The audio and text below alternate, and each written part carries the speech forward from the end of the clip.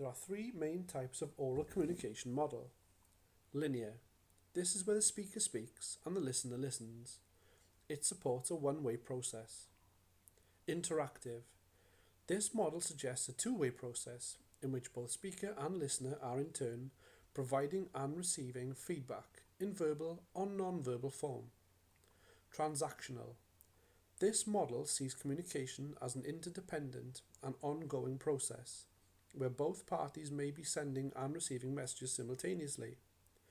It considers the influence of each party's experience, background, culture, as well as environmental factors.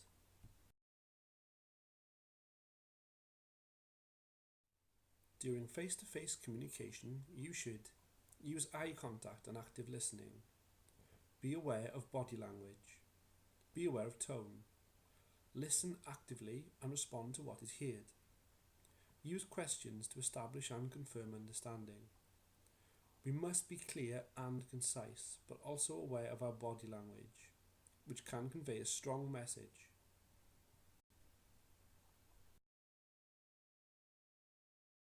Open questions begin with who, what, where, when, why, and they encourage a response giving a lot of information. Closed questions are likely to get the response of yes or no. Probing questions are used when you need specific information. Use a combination of questioning and active listening to clarify any points you are not sure about. To listen actively, you should make eye contact. Pay attention to the words, expressions, and body language of the speaker. Use positive body language to express your continued concentration. Use encouraging phrases such as I see or go on. Do not interrupt. Allow the speaker to finish. Give the person your complete attention. Summarize the discussion to bring the conversation to a close. Being a good or active listener ensures the exchange of information between the speaker and the listener is correctly understood.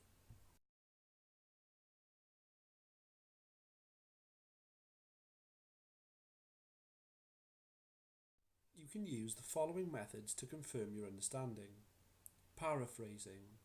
This means that the listener restates the message in his or her own words. Clarifying. This means the listener reviews their understanding by asking for clarity.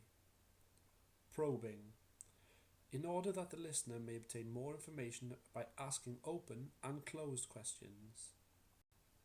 Verifying. This means checking your understanding. For example, did you mean, or is this correct? Summarizing. Briefly stating the key points of the discussion at its close.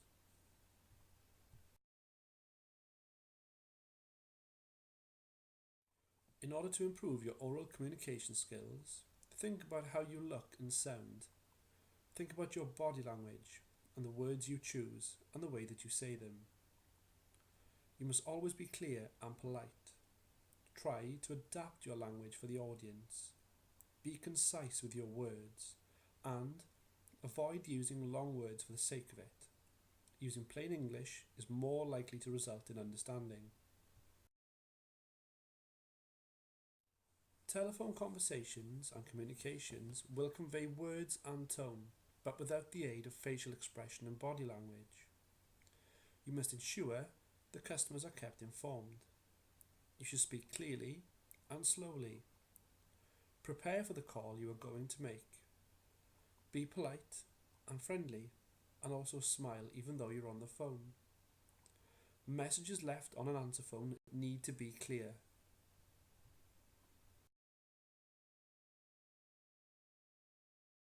A key barrier to oral communication would be a language barrier. This could be regional expressions that may not be understood by all. Foreign language speakers or with dialects or accents that are different from yours. Jargon and technical expressions and abbreviations that may not be understood. Prejudice and misconception. Where the speaker's accent is very strong, you will have to be diplomatic in asking them to repeat sentences.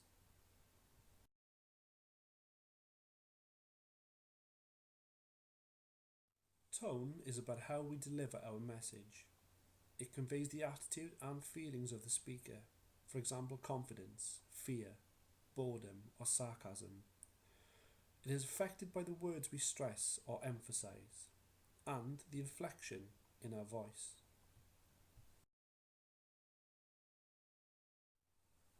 You can also make a better impression by choosing positive statements rather than negative ones.